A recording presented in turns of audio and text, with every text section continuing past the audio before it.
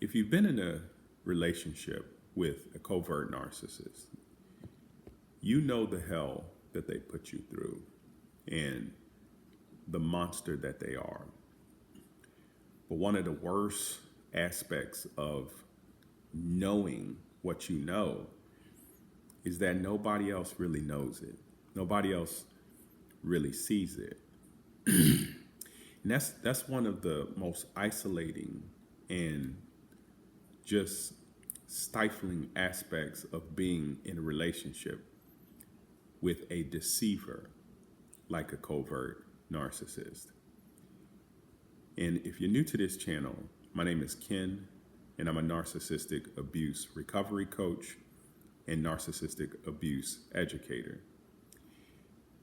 And in working with clients who have suffered from narcissistic abuse,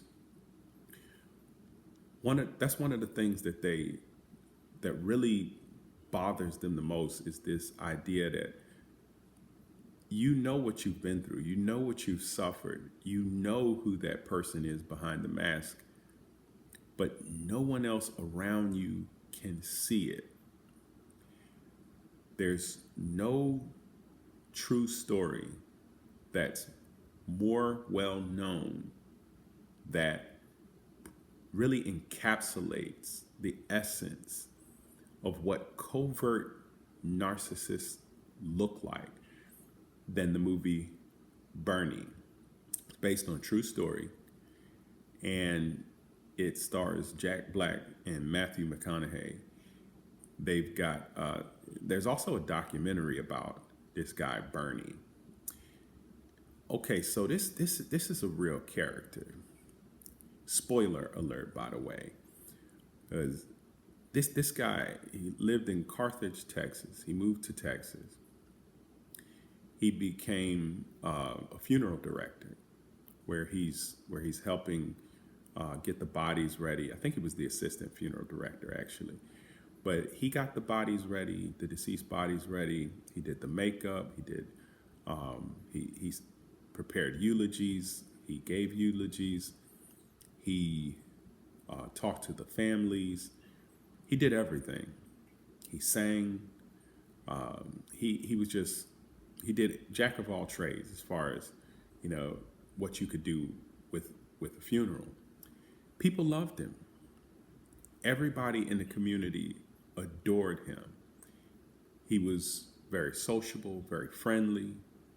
He befriended the old ladies. He went above and beyond his duties. After the funeral was over, he would, come to the widows' houses 7 days later, a week later, with flowers. And he just really had a way with people.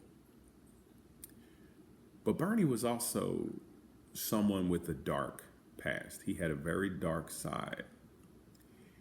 And nobody saw that dark side until he befriended a millionaire, a multimillionaire widow in the community, Marjorie Nugent. And remember, this is all based on a true story, and they have a documentary about it. So he befriends this elderly lady who's rich, and they go through this love bomb season where they're taking trips everywhere. They're flying off to these different places and getting spa treatment and massages and all kind of stuff. She's really pampering him, and he's giving her all of this love and this attention and this affection, where they're living basically in this fantasy world. And eventually the love bomb is so strong that Miss Nugent removes all of her family from her will. Now, she's up in age. She's probably didn't have a whole lot of time left. She removes all of her family from her will and makes Bernie the beneficiary. But somewhere along the line, the relationship starts to sour. And Bernie shoots Miss Nugent in the back and kills her. Shot her 4 times in the back. Now, his defense attorney argued that he was in a dissociative state. He didn't know what he was doing. It was a crime of passion. Miss Nugent was abusing him, and he suffered abuse in his childhood, which is what caused him to react the way he did. But it was inconsistent with his character and due to the dissociative state. Now, this is where it gets tricky. And the amazing part about this story is absolutely fascinating part about this story is that the people in his community, they all sided with Bernie. They all loved Bernie. They adored Bernie. And after he killed Miss Nugent, he took her body, he put it in a freezer, and it stayed in that freezer for 9 months.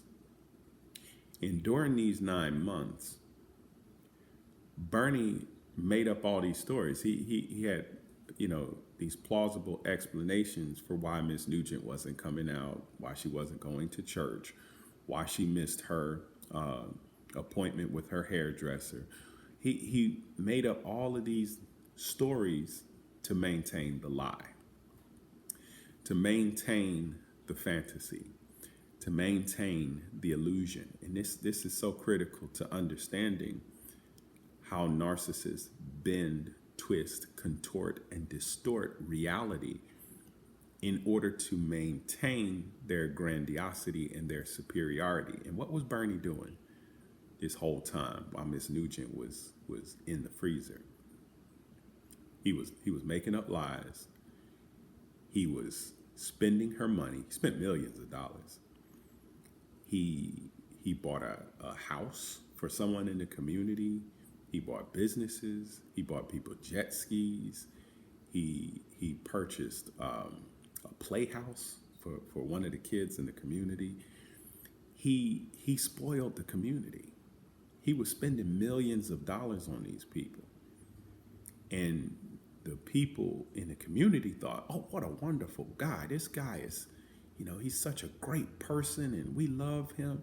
In the documentary, one of the women in the documentary said that Bernie was like a god, and everybody loved him. He cast a spell on the entire community. And that spell was so effective that the solicitor who was seeking, once it all came to light, and Bernie never came out and said what he did, he was caught. He was caught eventually.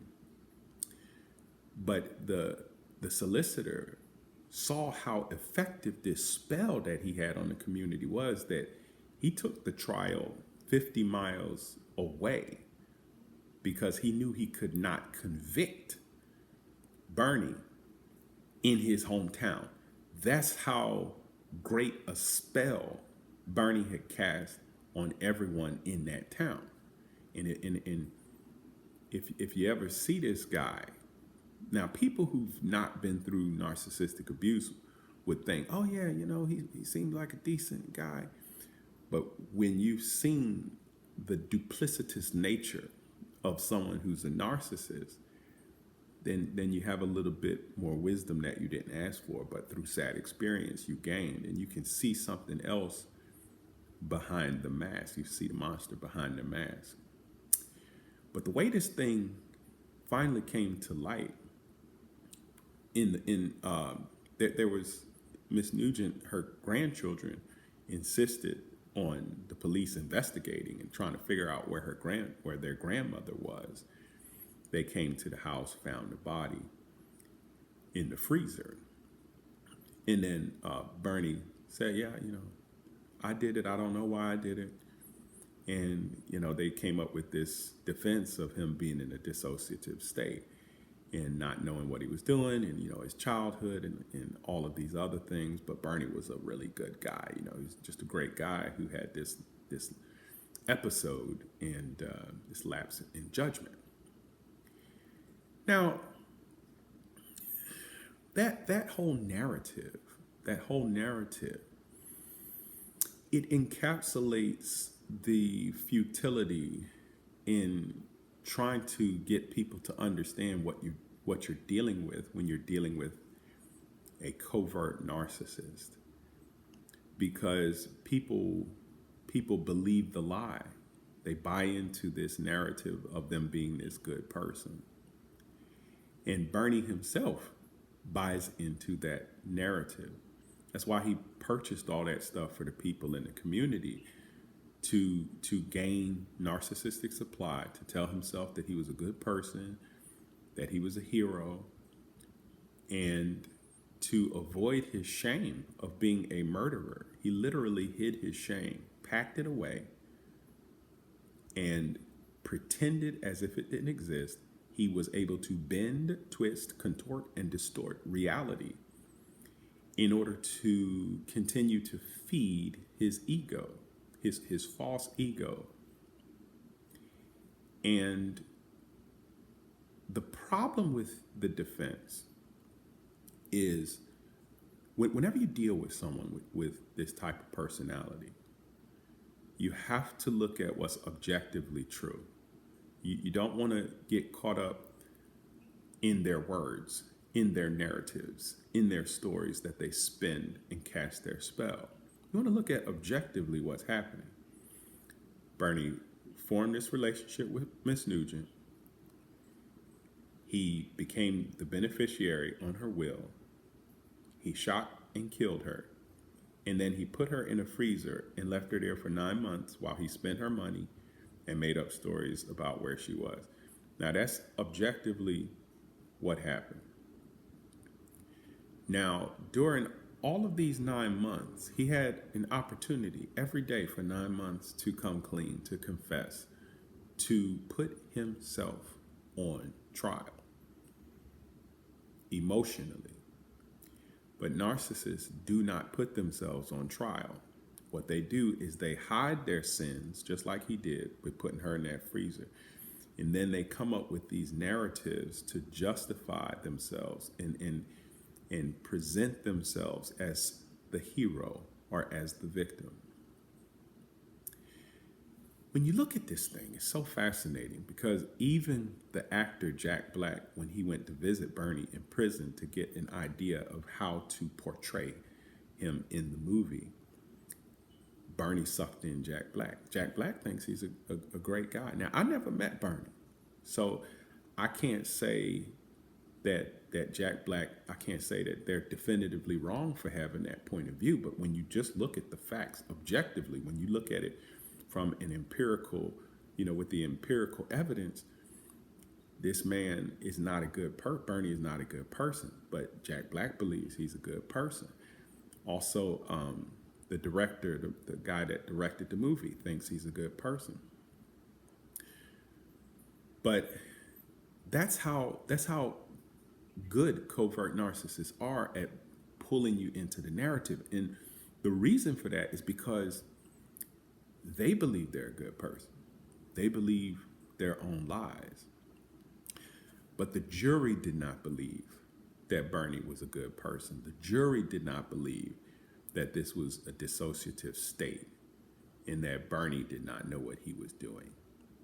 And they convicted him to life in prison.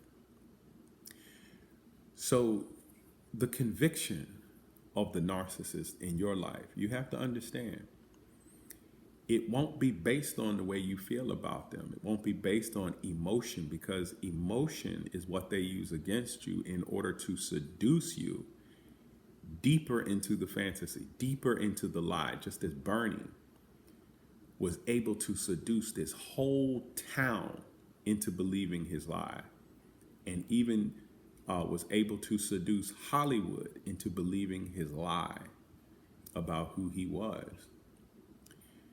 But when you look at that evidence, when you look at the objective truth, then you can see clearly enough to discern who this person actually is.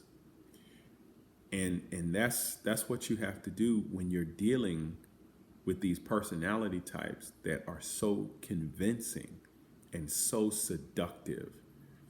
And there's no greater example of that than Bernie.